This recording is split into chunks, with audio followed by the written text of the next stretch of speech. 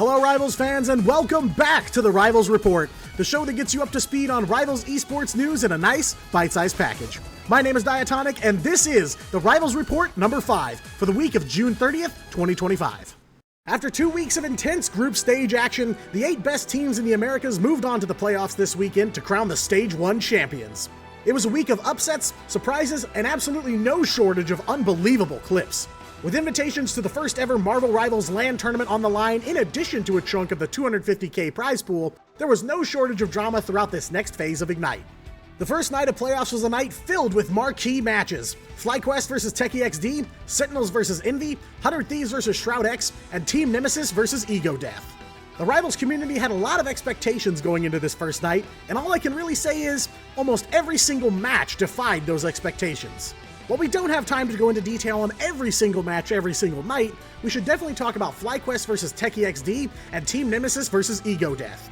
Both group stage champions faced off against the 2 remaining unsigned teams on the first night, with TechieXD and Ego Death facing several questions about how they'd fare with so much on the line. FlyQuest vs TechieXD was a story of deja vu, to say the least. FlyQuest also stared down an unsigned team on the first night of the group stage, facing off and ultimately falling victim to Ego Death. They had every intention of not letting that happen again as they entered into this match, but TechieXD had other plans. After taking a map each, their final face-off took place on Central Park, with everyone on the edge of their seats wondering if they were about to see history repeated. And repeat itself history did, as TechieXD made an insane push at the last second to take map 3 and the win. The final match of night 1 also had plenty riding on it, as the other group stage winner Team Nemesis took on Ego Death. Nemesis proved themselves throughout the group stage, winning every single match, but Ego Death were stars in their own right. As the ones who defeated FlyQuest, some had taken to seeing them as a band of Kingslayers, though they struggled to remain consistent throughout the tournament. Ego Death was quick to remind everyone that they could hang with the big dogs on map 1, and they rattled Nem's cage.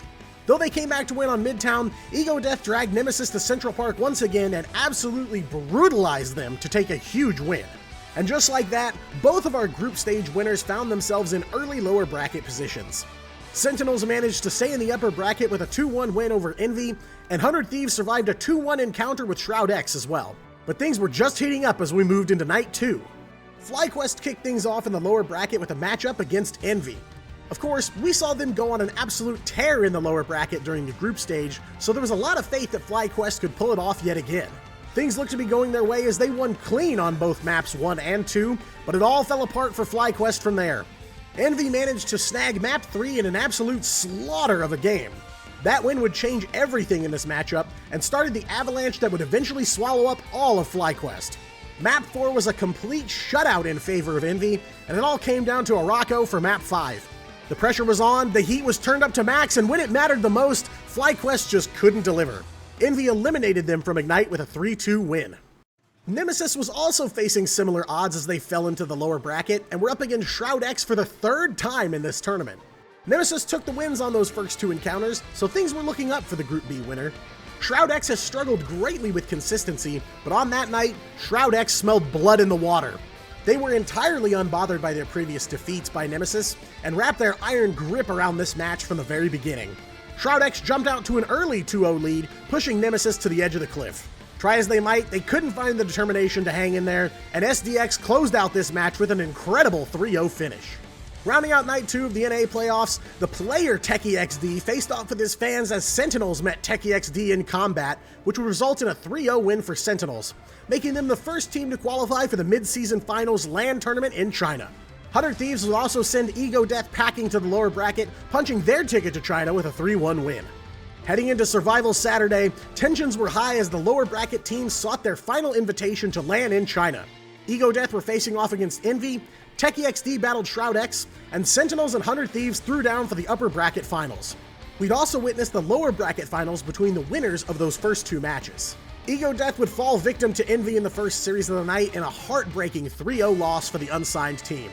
They certainly made a name for themselves throughout Ignite, and we'll be seeing them back in action again for Stage 2, but their performance in playoffs didn't land them a spot in China.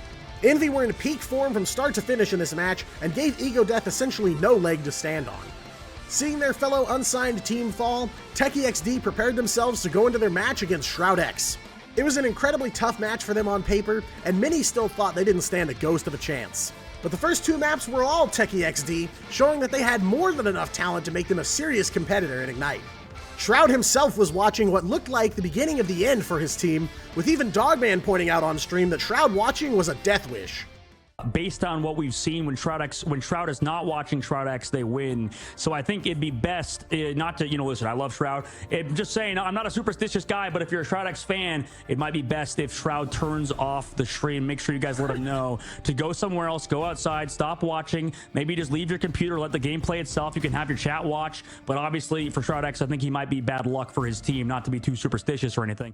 After a bit of a rocky map 3, Shroud X finally found their footing and started winning fights, clearing objectives, and even winning maps. It was a brutal war of attrition that would sap the endurance of even the most seasoned Rivals veterans, but it eventually ended in a picturesque reverse sweep for SDX, sending them to the lower bracket finals against Envy later that same night. Well, the upper bracket finals saw Sentinels and 100 Thieves going toe-to-toe, an absolutely iconic matchup that has defined some of the earliest days of Rivals Esports. From the very beginning of the match, it seemed like the Thieves were about to run away with it, with a generational overtime run on Hall of Dajalia for map 2.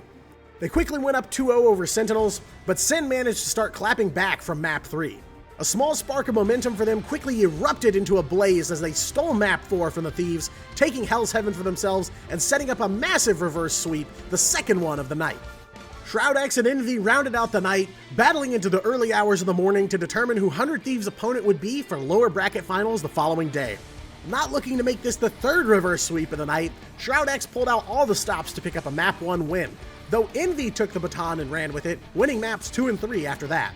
Their stamina waning, these two teams took it all the way to map 5 with the final invitation to land in China on the line, but a massive shutout by Envy on Central Park would rocket them into lower bracket finals and hand them their ticket to China. And so, Playoff Sunday was set. 100 Thieves would take on one of their greatest rivals in Envy, and Sentinels would be waiting for the survivor of that match to settle everything in Grand Finals. Envy and 100 Thieves have been trading wins in a competitive capacity basically since the day Rivals Esports was born. They've had several clashes with one another in previous MRCs, as well as several other community tournaments such as Rivals Fight Night and the Shroud Gauntlet. With Envy looking stronger in the back half of the playoffs, it was bound to be a grindy match for both teams. It would be the Thieves that jumped out to an early lead in this match, taking the first 2 maps of the series. But Envy never lagged far behind them, and they even managed to give us the first ever draw on broadcast. It would ultimately end with Thieves winning the match 3-0, but this is yet another example of a Rivals match where the stats don't tell the full story. It was a lot closer than the final results may have you believe. Well, the endurance round continued for 100 Thieves as they advanced to the first ever NA Grand Finals to get their fated rematch against Sentinels. Having already played 3 maps against one of their other rivals, this would be an uphill battle for the Thieves, but it surely wasn't meant to be a walk in the park for Sentinels either. Things kicked off for the Grand Finals on a highly contested Burn in T'Challa, where these two teams set the tone for the match. It took all 3 points to do it, but Sentinels would pick up the first win and take an early lead. They fully utilized the team comp that they've made their signature at this point, the Triple Res Guardians comp, featuring Adam Warlock as the anchor. It was over to Yggdrasil for Yggdrasil Path as map number 2, and with just inches left to go before the second checkpoint, the Thieves locked in a big hold on defense, and they'd snag their first win of the set. Sentinels got a bit stubborn, sticking to the res comp even when it wasn't working for them, and that opened the door for Terra to pull off an insane Winter Soldier play, one that would give us the first ever unstoppable multi-kill on broadcast. To follow up that quadra-kill, Penta there for Terra, amazing, a hexa kill, armed and dangerous, he is unstoppable. Check that man for some scoliosis when they get done with this, because he is carrying every single member on his back. They traded even more blows on map 3, with Sentinels able to close the gap between the two teams, but not enough to stop another Thieves victory. They abandoned the Adam Warlock res comp on this map, but they were struggling to find a backup strategy that worked for them. A versatile team like Sentinels wouldn't take long to get their groove back, and Cool Heads led them to a 2-0 win on Hell's Heaven, evening out the overall score once again. Map number 5 was Spider Islands, and that would be map number 9 in total for the 100 Thieves at this point. They had to have been drained, but they somehow managed a miracle hold again at the very end of the map to put them at match point. We headed to Central Park next for map 6, where for a while it looked like the Thieves were going to lock in another last-second hold to close out the series. But the Sentinels persevered here, digging in despite the odds and scoring themselves a decisive 3-1 win and taking this set all the way to its conclusion. And there was no map more fitting for the deciding bout of this matchup, Midtown New York, the center point of the entire Marvel Universe. Thieves took the first offense with Terra coming out the gate with an insane hexakill in under 60 seconds into this match. The Thieves kept the payload moving, and it genuinely looked like they were completely unstoppable. But when it came time to switch sides, Sentinels flipped the switch, and they strung together a chain of big teamfight wins to push the payload all the way, securing a wild 4-3 series win, and securing their title as the first ever EMEA Ignite champions. An absolute heartbreaker for the Thieves and their fans, to be sure, but the story of this particular rivalry is far from over. But Stage 1 belongs to Sentinels, and they're 70k richer to show for it. We'll be seeing those three teams, Sentinels, 100 Thieves, and Envy, all back in action in just a few weeks for mid-season finals in China. But the excitement and drama of the playoffs wasn't limited to the Americas region. EMEA, of course, held their playoffs over the weekend as well, and there was some intense action over there. But an action-packed weekend would ultimately result in the Stage 1 Grand Finals between the Slayer of the Invincibles, Rad EU, and the last unsigned team left standing in Ignite, Berber Patapim. Let's take a look at how they got there. Rad immediately made themselves known in Ignite, making a statement by defeating powerhouse Virtus Pro in a 2-0 victory during the group stage. They would go on to dominate almost the entirety of group stage, save for a hard-fought rematch against VP later on that they lost. That dominant streak continued in the playoffs, annihilating all other teams in the upper bracket, and eventually becoming the first EMEA team to lock in their trip to China with a huge 3-2 win over Berber Patapim in the upper bracket finals. They lost only 3 maps in the entirety of that upper bracket win, catapulting them to the top of many fans' predictions as we entered Playoff Sunday. There were high hopes for Berber Patapim in Ignite as well, being one of the first EMEA teams to take a map off of, at the time, the undefeated Virtus Pro. They dominated in the group stage as well, losing only to Zero Tenacity, who were the only team to hand Patapim any map losses. Their path through playoffs was also quite difficult, eventually being forced to face off against both Virtus Pro, who they were finally able to defeat, and Rad, who sent them down into the lower bracket.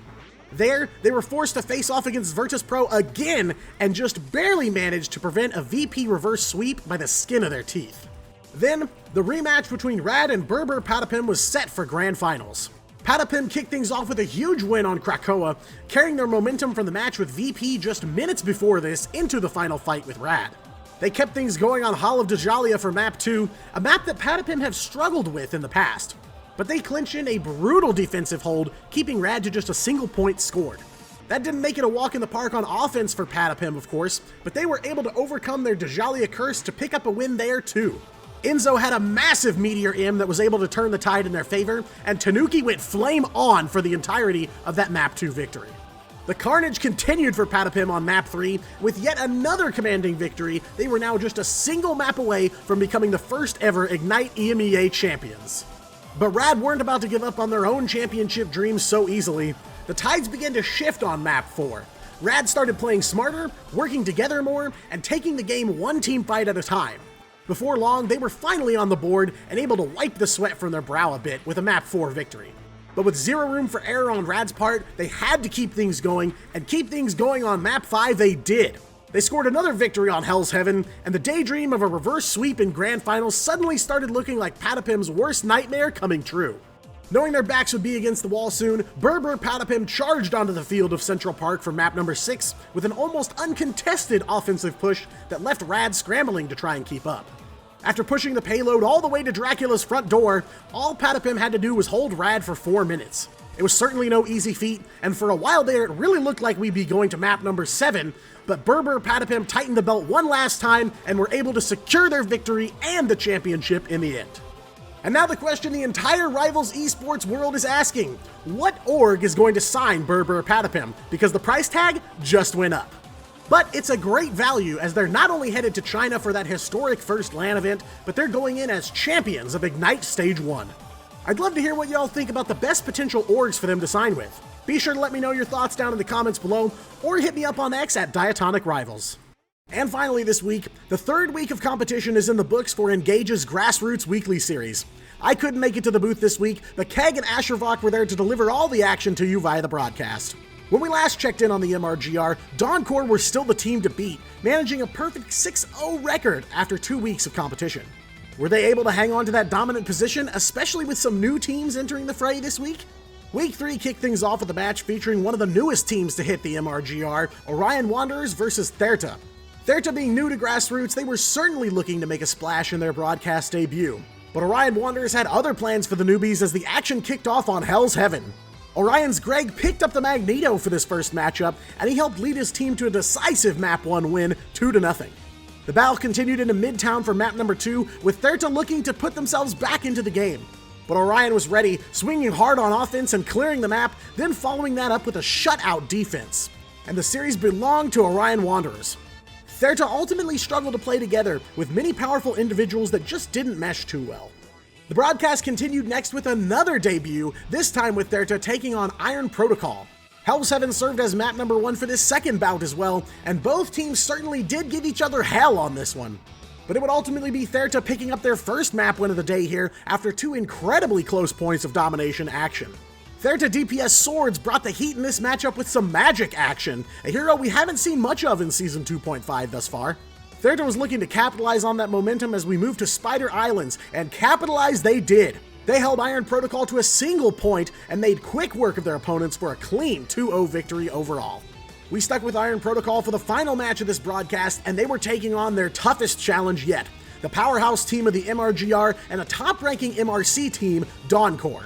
If you followed the MRGR for any amount of time, you've heard their name before and know how much of a threat they can be. Hell's Heaven was the favorite map for round 1 of every series today, with Sapatic Psylocke helping Dawncore lock in that all-important map 1 victory. We saw Sapatic also break out some Black Widow as we moved to Hala Dajalia for map 2, and it would be Dawncore closing out the last 2-0 of the day. And Dawncore took the day once again, ending week 3 with a 4-0 record, pushing their overall record to a nearly invincible 10-0. The Orion Wanderers managed to lock in 2 victories for themselves, only losing to Dawncore. Therta and Iron Protocol both managed to pick up a win for themselves in their first time out in the MRGR, with Eclipse lagging behind this week, losing to Dawncore, Orion Wanderers, and Iron Protocol. While the top teams after this 3 weeks of competition will be breaking out into a playoff bracket this coming Friday, but if you and your squad think you have what it takes, be sure to sign up for the MRGR and absolutely check out Ingage. They're a passionate group of people looking out for the grassroots esports scene, and we'd love to see you get in on the action in the future. Links are in the description below. Well, that's all for this week's Rivals Report. Be sure to subscribe to stay up to date on the latest in Rivals Esports. I've been Diatonic, you've been amazing, and I'll see you in game.